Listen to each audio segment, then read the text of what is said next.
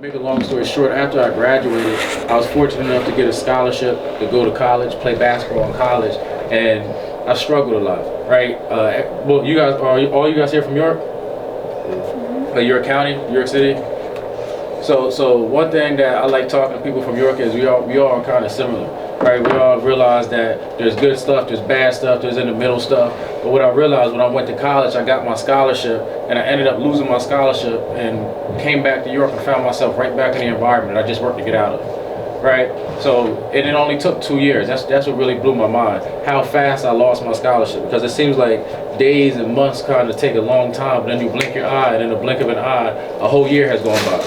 So 2 years after I went to college, 2 years after I worked to get out of this trap that I call York City, 2 years after I finally accomplished something in my life, I really blew it, right? Lost my scholarship, came right back to York, and I didn't know what to do. And when I say I didn't know what to do, obviously I had a lawn care business that I started when I was 14 years old. Thank you. I had a lawn care business I started when I was 14 years old, and I could have started doing that again, but my mindset wasn't there. So I lost my scholarship, came back to York and started selling drugs, started hanging out with my friends that never even went to college. Some of my friends that we were friends in high school, I went to college, came back, and they were still doing the same thing, right? Smoking, selling drugs, taking perks, lean, all that stuff. So it didn't take me long to fall in line and start doing that same stuff. And the crazy thing is, that was some of the funnest days of my life, right? When you're selling drugs, you get to hang out with your friends a lot. You don't have to really worry about too much. You're making money. You're always high. It was fun.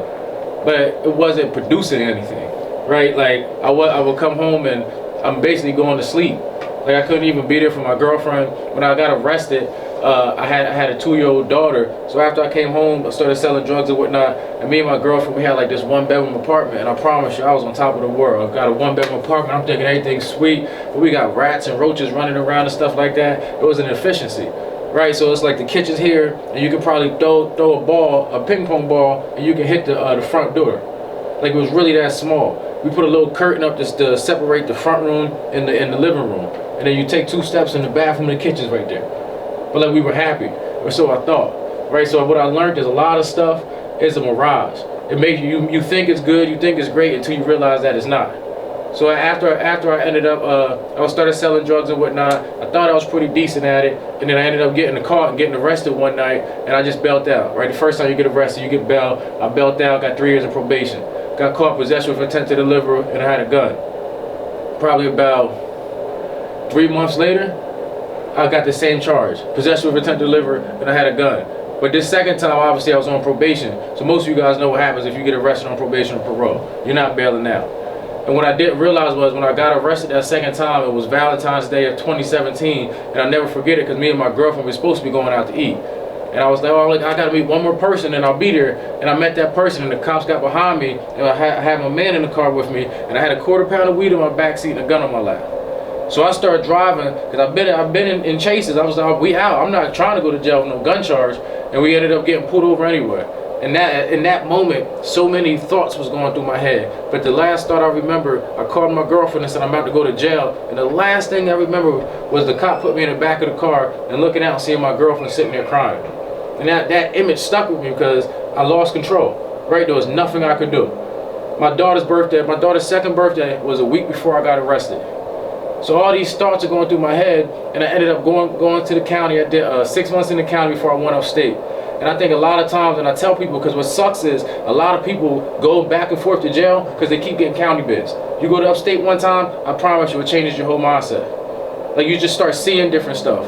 I'll never forget, we rode in the back of the box. It's like a van where there's 4 people on this side, 4 people on this side. There's no windows, and we rode up to Harrisburg, longest ride to Harrisburg of my life. I didn't even know where we were. I thought we was taking a bunch of back roads because you can't see anything.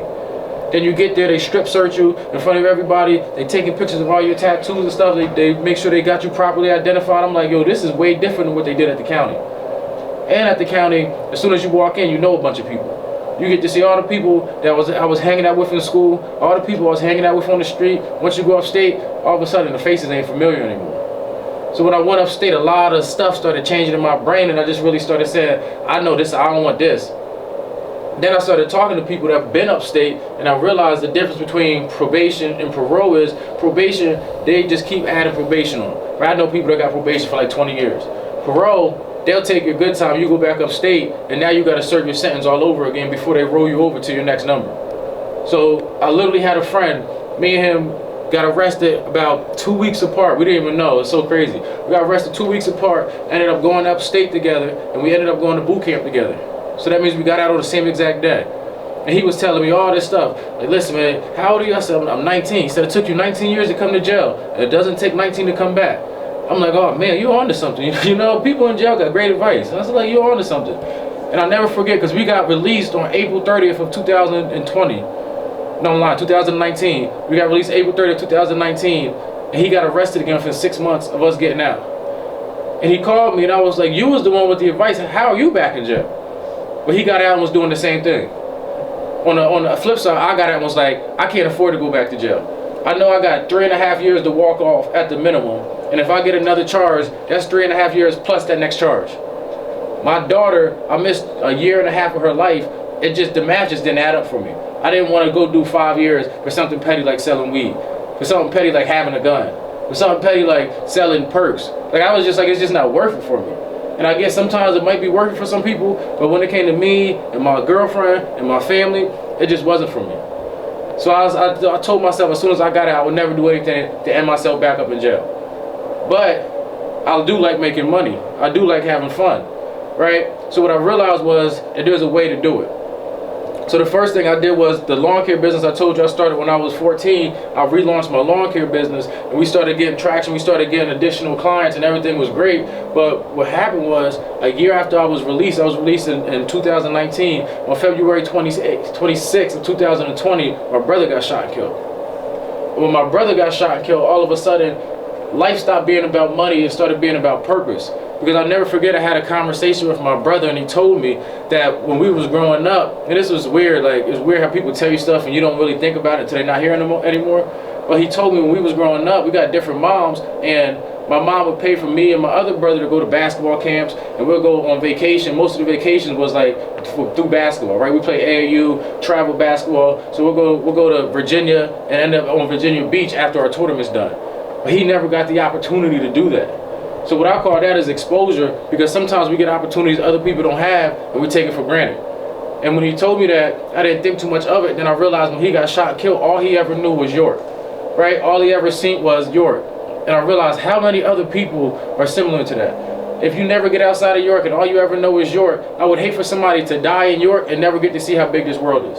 Like, my wife came from Jamaica. So when we met in high school, she moved over here when she was 14, and when we met in high school, it just really opened my eyes. I was like, wow, this is a really big world.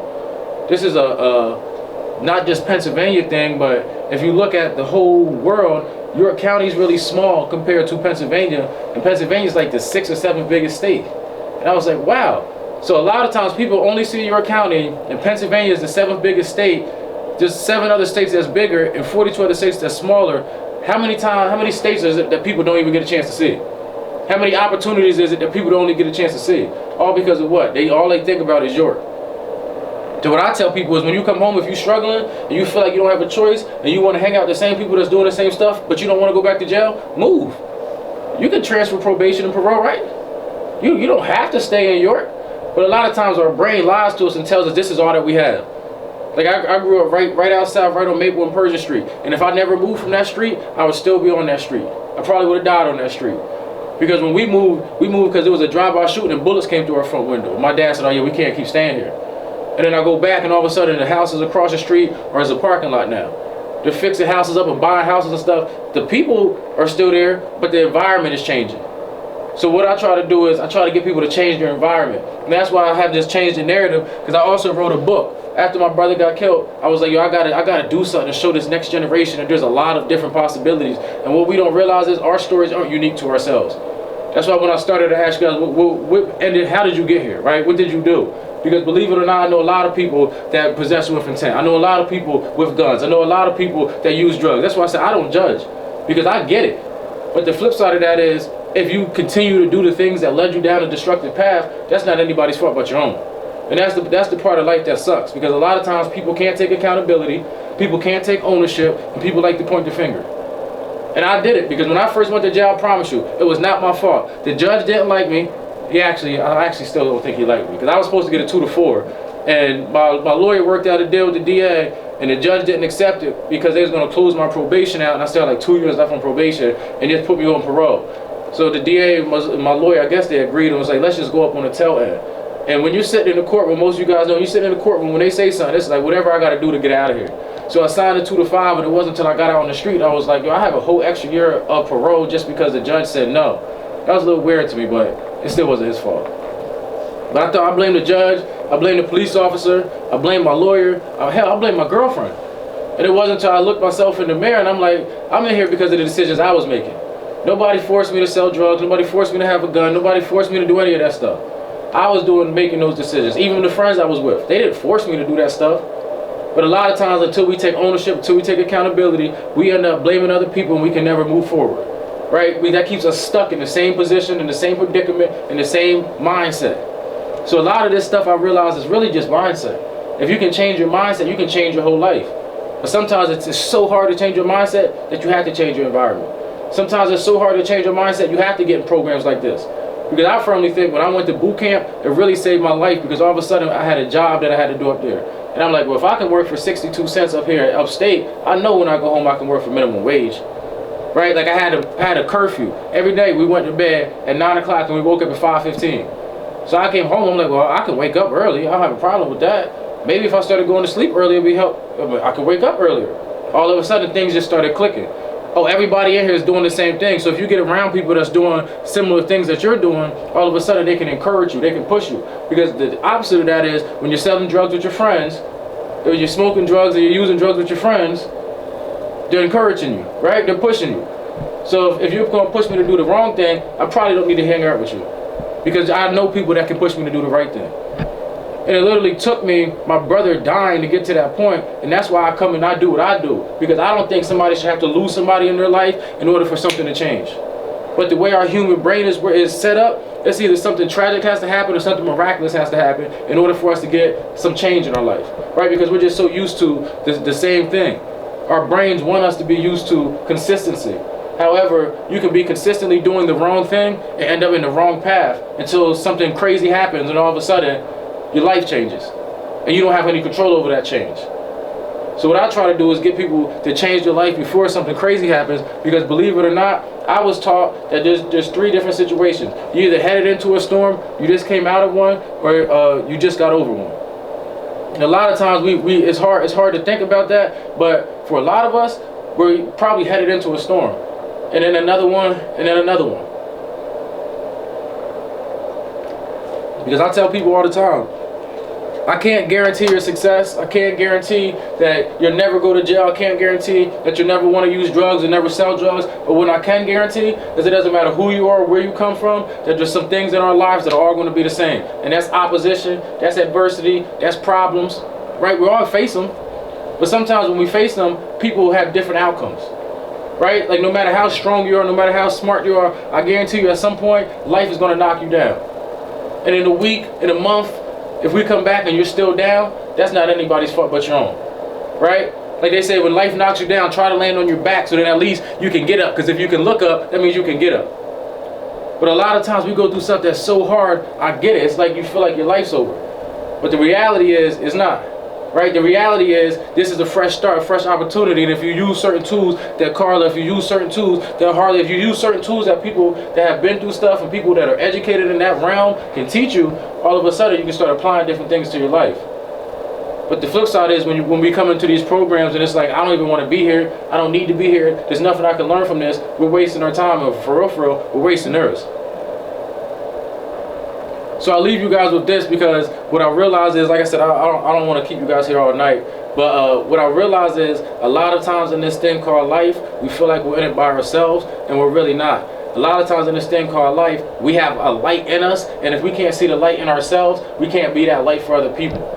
Right? So it's one of my favorite stories, because the story's about 2 old gentlemen that live in a nursing home. And one of the old gentlemen, obviously neither one of them can really walk, neither one of them can really do anything for themselves. And I'm not sure how many of you guys have ever been in a nursing home, but it's set up like a hospital. Right? You have a bed here with a window, there's a curtain, you have a bed here and the door that you walk in and out of. So my man that's by the door, he can't move, so he always asks my man by the curtain to tell him what he sees outside. Right? He's like, oh, what's out there? I see the sun shining, what's out there? My man uses candy, opens up the window, and he's always tells him something beautiful, right? Oh, there's a rainbow. I see a dog chasing his tail. I see a man's on his knee. He just proposed to his girlfriend. He always tells him something beautiful. And one day, the man by the window, it was his time, right? He died. And the story's not really about that because we all have a date. But my man by the door, he started asking the nurse, like, hey, nurse, do you think you can move me over there? The nurse is like, what are you talking about? Like, this been your spot for 5 years. Why would I move you? And he's like, just kept asking every day, nurse, do you think you can move me over there? And the nurse finally said, why do you want me to move you? And he said, I want to see what my man was seeing out the window. I want to see the rainbow and the dog, and I want to see the girl. I want to see that stuff. Can you move me, please? So the nurse finally obliged him, and she moved him over there. And when she moved him, she opened the window, and all he seen was a big brick wall, like a solid brick wall. And my man said, nurse, there's something wrong. Have I gone blind? I'm confused because there's a wall here. Can somebody come tear this wall down so I can see the rainbow, so I can see the stuff that my man was seeing? And the nurse was like, what are you talking about? This wall has been here before you was here. And he said, so why would he tell me all that stuff? The rainbow, why would he tell me all that stuff? And the nurse started laughing. Was like, you didn't know. My man was like, I didn't know. What are you talking about? I didn't know what? She said, you really didn't know? And he was, I was in that room with that man for 3 years. What didn't I know? And she said, that man was born blind. He couldn't see outside that window even if he tried. All that stuff he seen and all that stuff he told you was for you. And that's one of my favorite stories because a lot of times we're so selfish with our lives. A lot of times we're so selfish with our experiences that we don't realize the things that are inside of us can really help benefit somebody else. But until we get over it, until we get on the other side of the stuff we go through, we're going to be in our own way for the rest of our lives. I thank you guys for your time. I am Tavon Parker. I did bring a book for you guys. And Carla, this was the workbook I was telling you about. So I wanted you guys to see it. Thank you. Thank you so much. Absolutely. That's awesome. I love that. Guys, what do you say? Thank you. Absolutely. Do you guys have any questions for him? He's seen a lot. I have a question for you. Yes, ma'am. So we're in a generation now where mental health is at the forefront, right? And these guys feel like they just push drugs on them all the time. They don't like the way it affects them. They don't like what it does. But weed helps. So what are your feelings on that? Because I think there's a lot of argument behind if weed works and, you know, it's not heroin. What's the difference between that and using like traditional meds? So I personally used to smoke weed, and the reason I stopped was just because A, it was too much money, and B, it was too much time.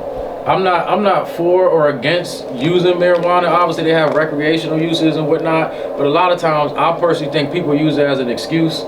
Like, people still like to get high. And if you take a step back and realize just how much time goes into weed, having to meet somebody, having to get the roll-ups, having to roll it up, having to smoke. After you smoke, you're high for however long. You might go to sleep and waste more time on top of the money that you have to spend. Because if it's $50 for an eighth, and then you have to go get the rest, like $60, however long that lasts, it was just too much for me. And then I realized personally, my personality, right? I have an addictive personality. So I would smoke an eighth in a day. I would start getting quarters, and I smoke a quarter in 3 days. I'm like, am I supposed to get a half in a week? It was just too much money for me. And it just didn't add up for me. However, I do realize that, like you said, the flip side of that is I would rather somebody use weed than use the stronger drugs that are more addictive and are more detrimental. So personally, I don't think people need to use any drug, whether it's alcohol, whether it's weed, because there was a book I read in jail, and I learned that working out can produce that same euphoria that getting high produces, right? So there's certain things that we can naturally do. Being in the sunlight produces that same euphoria as getting high. So there's certain things we can do to combat the need to physically put our brain and our bodies through that, because the truth of the matter is a lot of people, when you smoke, you're not really smoking weed, you're actually smoking the nicotine inside whatever you roll, and that's where that head high comes from. That's where people like hookah and cigarettes, it's just really like a head high. And I was taught if it's going to fade away anyway, it's probably not even a point in it. Yeah, does that make sense? Yeah, definitely. I think for a lot of the youth in the program, it really helps their anxiety. So but they don't like the cocktail of meds. But as you know, they can't smoke on probation. Right. So, you know, it's a constant thing. And I always tell them, I'm never gonna tell them to smoke or not smoke. They're gonna make that decision. They've heard all the facts, right? My concern is what's out there now. Right. And what's in it. Because you just don't know. Right. I mean, unless you're growing it, right? That's true. Especially with, I know two people recently that were family of mine that died from a fake Percocet.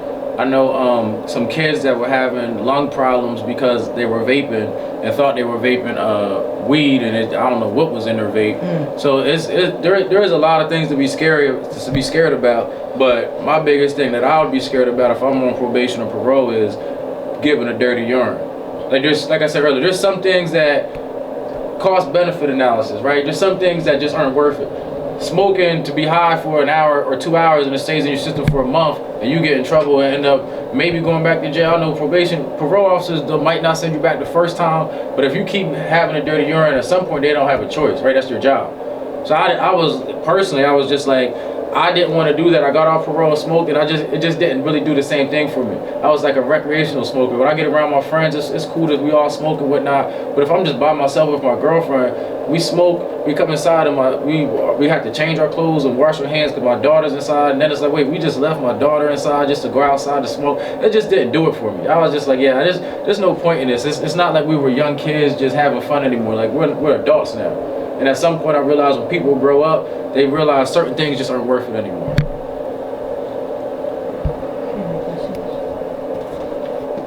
Anything, guys? No? Yeah, that's fine. Thank you so much. Absolutely. I really appreciate it. And I love this book. I hope something I said helped you guys today, and I'm hopeful that we can get this workbook so we can start.